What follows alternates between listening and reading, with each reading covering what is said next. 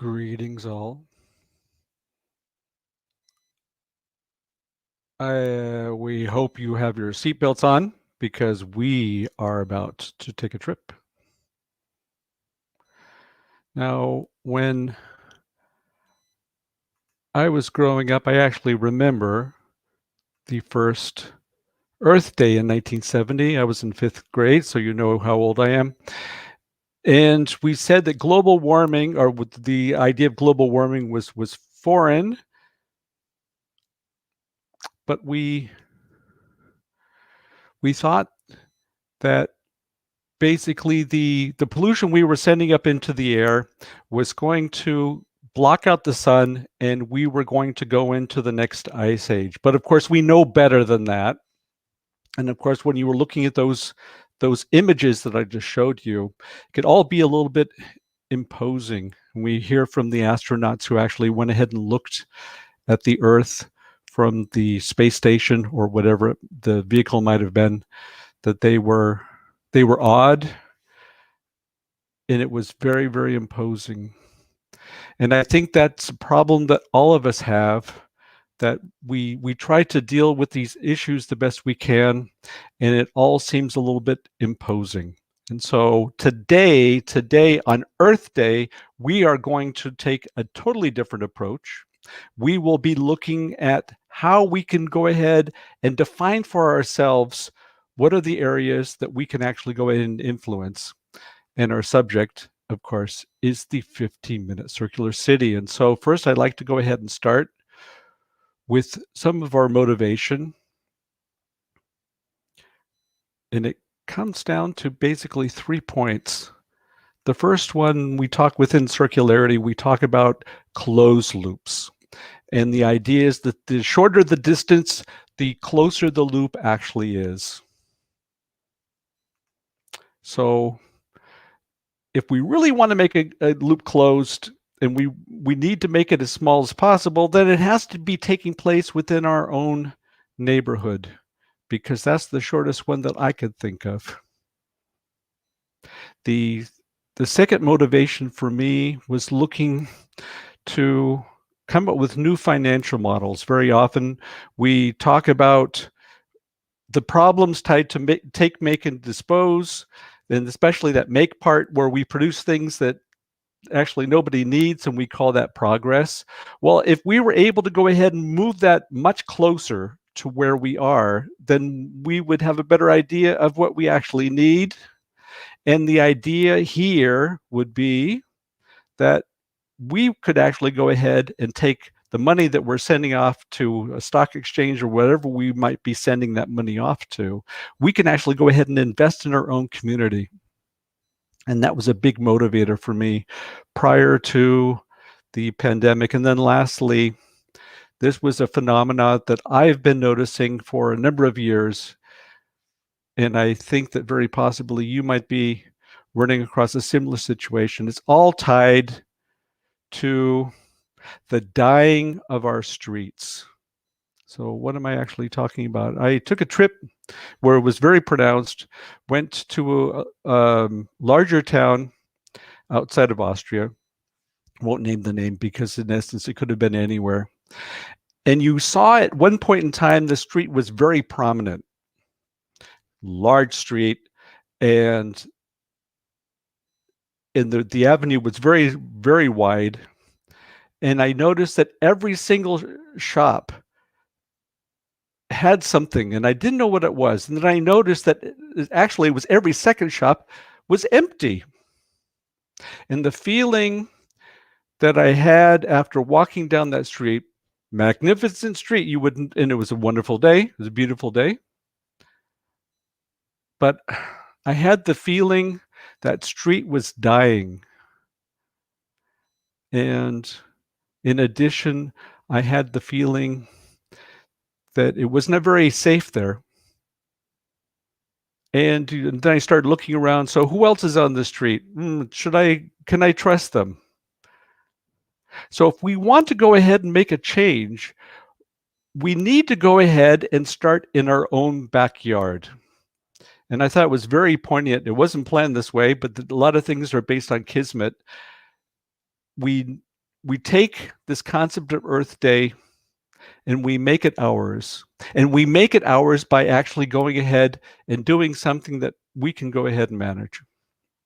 So let me go ahead and talk a little bit about our journey, the journey that we started in actually trying to take things into our own hands, following the adage you see on your screen. If you want something done, you have to do it on your own. Do it yourself. So I live here in Vienna. So if I'm going to make a difference, it's going to have to take place here. And of course, you might have heard of this concept called the 15-minute city. Let me go ahead and do this way. As you can tell, it's live, warts and all. If we are going to go ahead and make a difference, we invest in where we actually live. And the idea was for us to go ahead and define what is that place that we want to live in. And that's basically where the journey actually started. A new approach to redesign Vienna to improve our actual surroundings. And this is really where the problem starts. We started going ahead and building these great malls, these huge malls outside of town. And of course, one of the big problems we have with these malls, if you ever want to go there, let me go back a little bit. Yes, there we go. If you want to go out to these malls, you need to have a car. You need to have a car.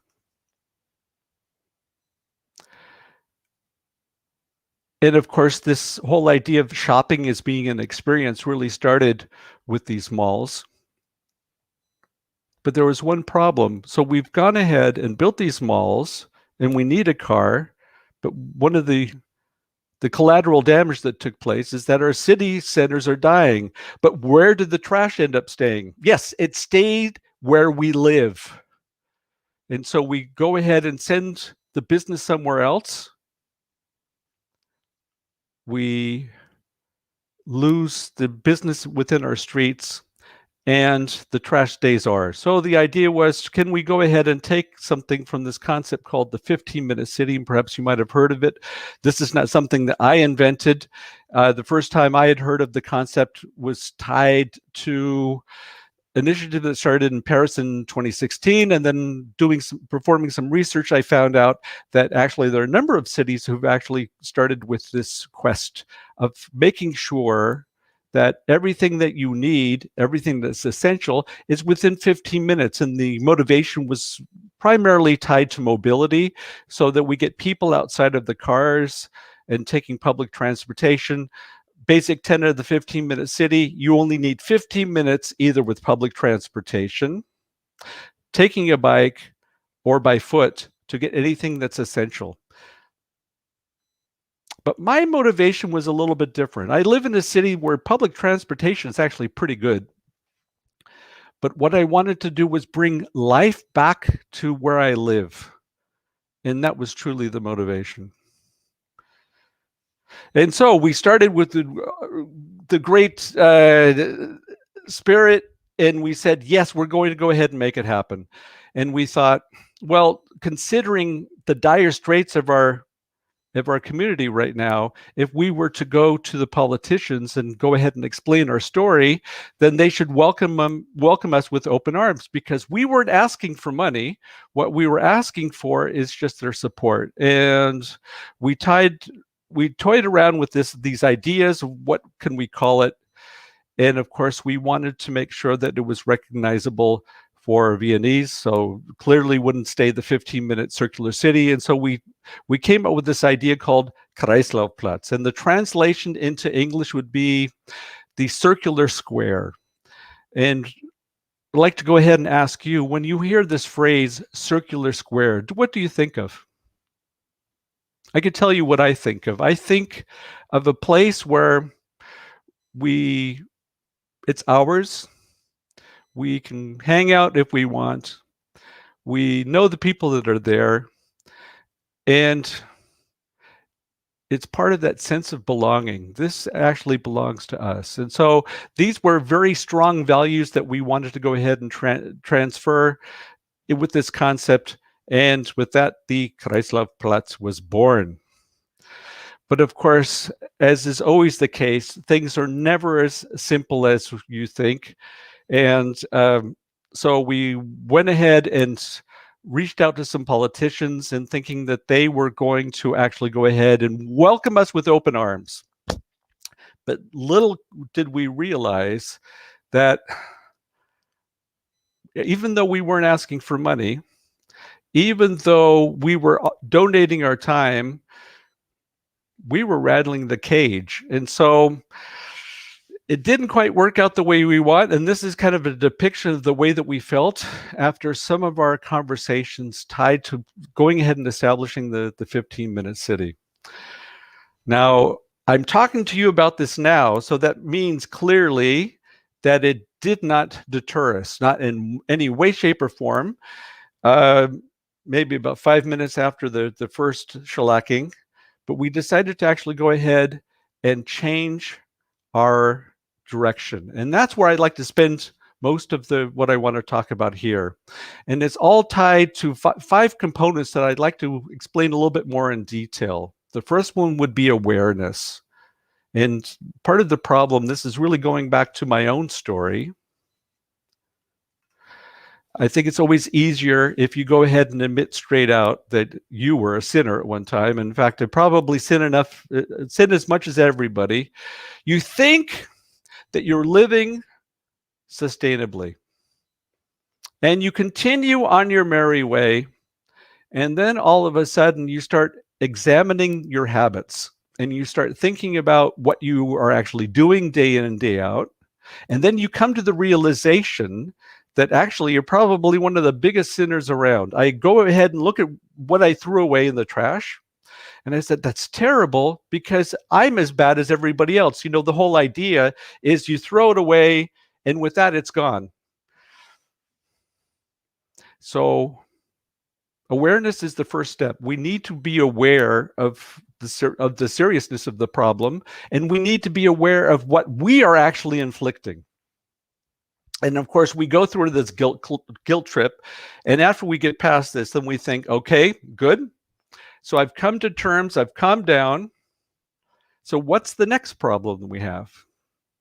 The next issue is directly tied to a lack of knowledge of what could be my next step. So I think, great, I'm aware now, but what do I do after that? So the next step is tied to instructions, giving people instructions, receiving instructions on our own, and trying to figure out how best can we go ahead and approach this. So we have the awareness part taken care of. Now we know how to do it.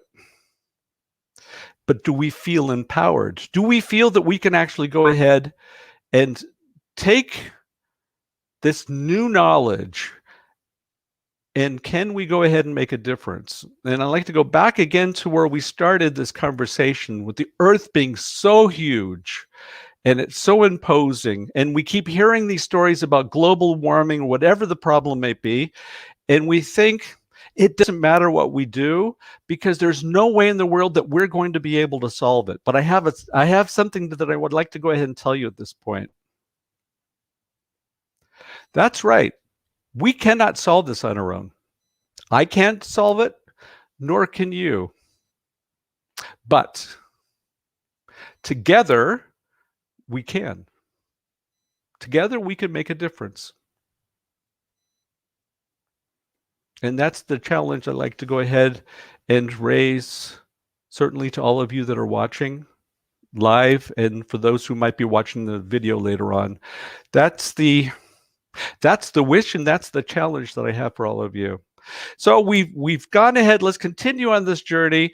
We have awareness. We know what to do. We have the instructions. We feel we can do it. We feel empowered. But it still won't last, because we need to build incentives into this model so that it just kind of works.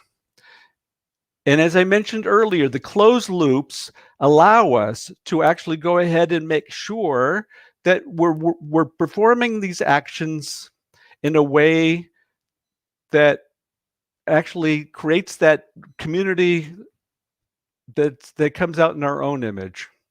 But we need to make sure that there are incentives. Now, incentives aren't necessarily just monetary. Incentives are are very much tied to what we call intrinsic motivators. And an intrinsic motivator in comparison to an extrinsic motivator, which is tied to cash, or it could be many other titles are another big extrinsic motivators. An intrinsic motivator is something that you actually feel. And it's tied to two components. The first one is autonomy. You feel that you could do it on your own. And you relish that you're able to go ahead and make that decision and you can manage it on your own. And then the second part is mastery. And of course, for all those things that are worthwhile, we all go through setbacks. And of course, I described the setback tied to the politicians where perhaps maybe I was a little bit too blue-eyed. But eventually you get it. Eventually you realize that you can master this. And then you relish in the fact that you were able to do it. And you can go ahead and measure where you were beforehand and what you've actually accomplished. Now, this isn't going to be for everybody, unfortunately. But I tend to think that most people are actually driven by this. And then the last part that I like to go ahead and focus on is this inclusiveness. You know, it's great if we go ahead and do it for ourselves and for our friends, but we live in a community where we need to make sure that everybody's taken care of. And here I have some news, especially on this day, Earth Day, where we concentrate so much on the environment. If we're not capable of actually solving the problems tied to inequality, then this is clearly not going to stick. Let's go ahead and continue with the journey. Right. And so this is what we actually want to bring to our town. And we started with one campaign that we think is actually pretty easy for anybody to go ahead and set up. And I'm always surprised that we keep going for the difficult parts. We never start thinking about the low-hanging fruit. Now, within this concept of circular economy, we talk about repair, recycle, reuse. And we tend to forget that there are a number of people within our community that are actually already practicing circular economy. They are merchants who are actually going ahead and offering a circular economy solution. But one of the issues that we have tied to this concept of circularity in our own town, we keep thinking it's somewhere else. We don't go ahead and look in our own neighborhood to find out who is actually going ahead and performing these activities. Now, I can only speak for where I live, so I would never make a claim for anywhere else. But I've noticed there are plenty of establishments that are already performing these activities that we call circular economy. And I kept thinking the whole time, how come we don't know them? And then I came up with a solution. Yeah, they're not part of our bubble. And very often, they are immigrants. So what we decided to do was create this logo. Let me go ahead and continue with this campaign that we're setting together. We created a logo, as you could see, and it would have the Kreislaufplatz included in it. And we would honor those individuals, those groups within our community that are already practicing circular economy, with the intention of, one, allowing them to shine. Secondly, to show people maybe we're not so bad off after all. And then thirdly, maybe if they see that we are already practicing circular economy, maybe the gap between where we are right now and this idea of circularity, maybe it's not so big. And so we went ahead and we started putting this campaign together. And so our intention is within the next six to 9 months to actually go ahead and set up a pilot where we say that Vienna is a circular town. And here's what we have to prove it. Now, the second part I'd like to go ahead and focus on is tied to this idea.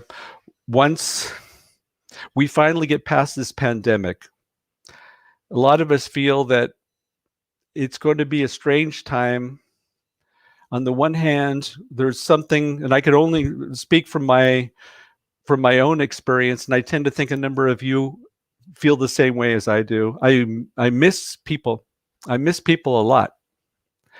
And I realize that I cannot manage this half-heartedly. In other words, either I'm able to go ahead and embrace humanity, or I'd rather go ahead and stay in my bunker. But that day is coming. I could smell it. That day is coming. So the question is, don't we want to go ahead and prepare ourselves for that day?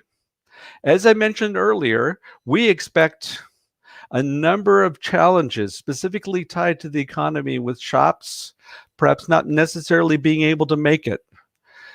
Now, think about what I talked about earlier with this idea of the streets being empty and that feeling that it actually brings across, and certainly to me, and I suspect to some of you as well. Can't we turn that around and take over the streets and make them ours? So I'd like to go ahead and share another concept here. And before I go and start with this video, I need to tell you a little bit about this idea. And this might sound funny to a number of you who only know this condition that we currently have today, where we have streets and they are made for cars. Can I tell you a secret? We had streets before there were cars, believe it or not. And in fact, the challenge, of course, is you weren't going to mess with a horse, but people would walk through the streets. The streets were a place to meet. And then we had the reality taking place on the streets between pedestrians and cars.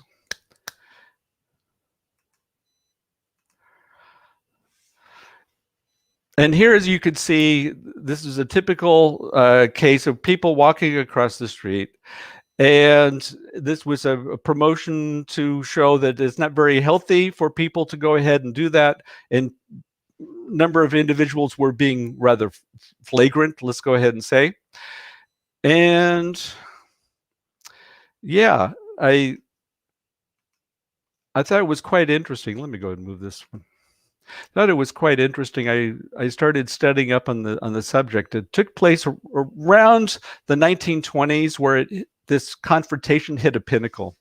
And there were a number of initiatives taking place to actually go ahead, and citizens were saying that cars should never go past a certain speed limit, that they would actually go ahead and control who actually rules the streets. And then public, the vested interest took charge, and they started with this campaign called jaywalking. Now, the word jaywalking has a bit of a different history, but looking at it within this context, jaywalking means that you are walking across the street in an area that you're not allowed to go ahead and perform that action.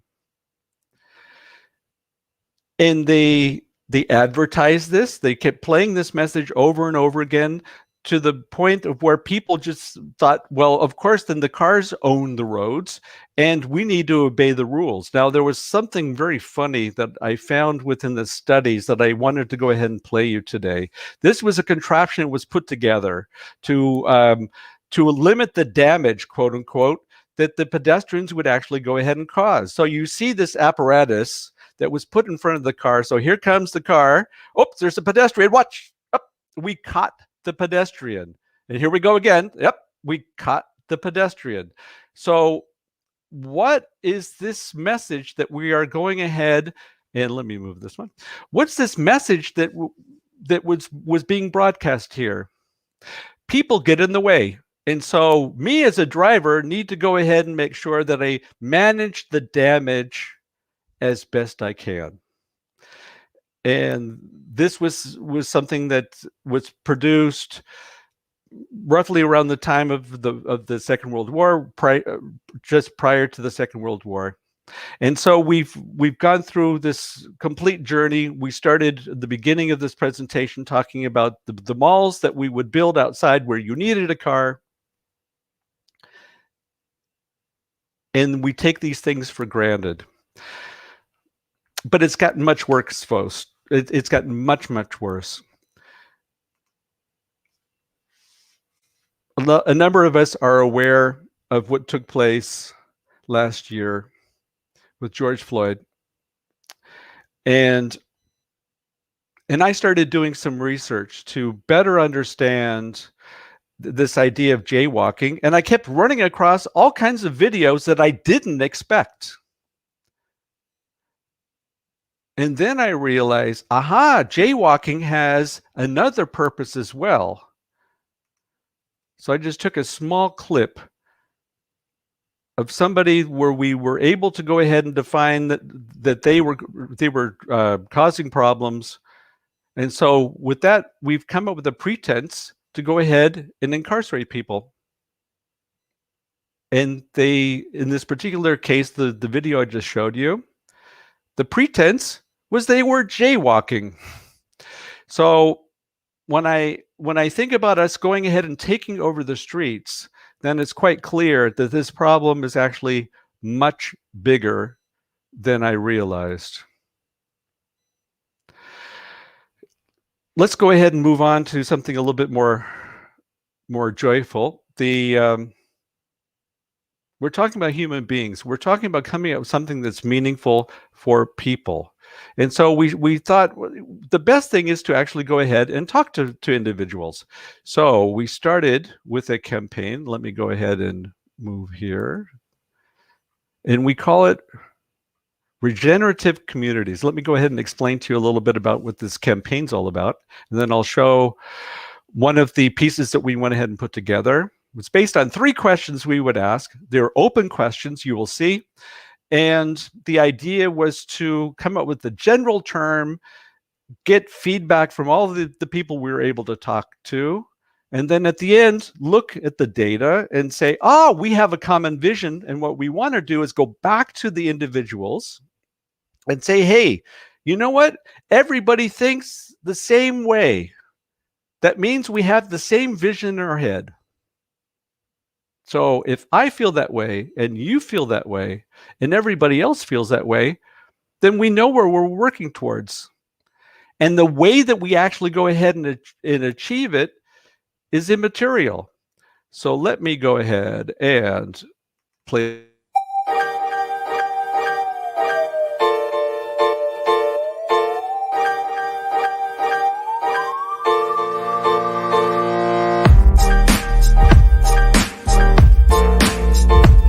Okay, Paula, your first question is, tell us, please, what you think regenerative community is. There is no right or wrong answer. Okay, so I could imagine it being a community of people that want to restore and maintain a good ecosystem and want to use its potential and create maybe a more sustainable environment. Sounds pretty good. Yeah. So is this worthwhile? Should we try to achieve this? It's worth striving for? Of course we should. Yeah, okay. For sure. So now we come to the next question. Oh, okay. So how do we do that? Well, I can imagine it being achieved through circular economy because it is a process that is an open loop process. So basically we don't throw away anything, and we make use of what we already have and try to improve it and basically just repurpose the materials and products that we have.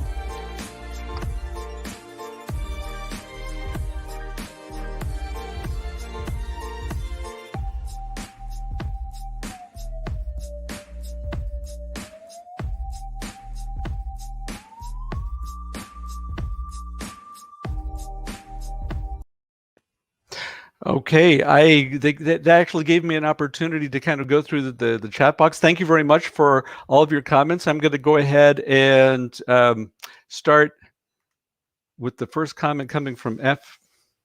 So, what is our common vision? I can only tell you what my vision is. I'm not quite sure at this point that it's common. I'd like to think that it is common. As Paula was mentioning in this video, we need to come up with communities where everything that we take, we're able to go ahead and put back in some fashion.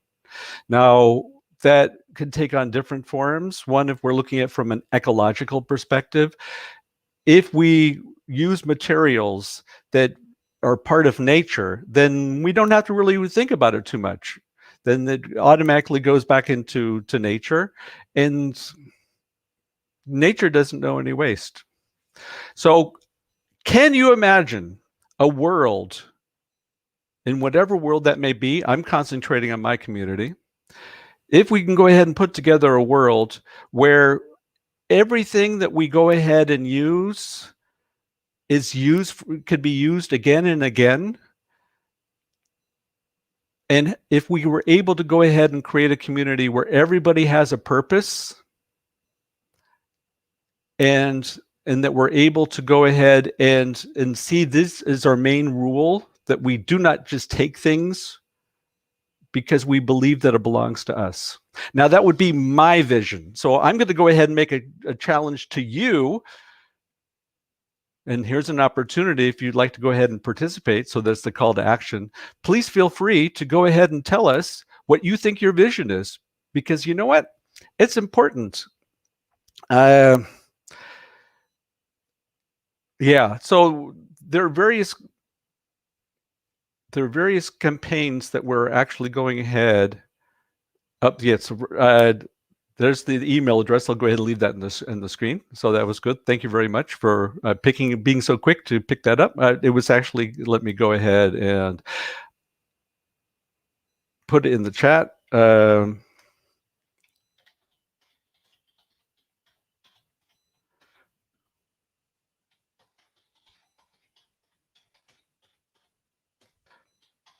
It is regenerativ at kreislaufplatz.wien.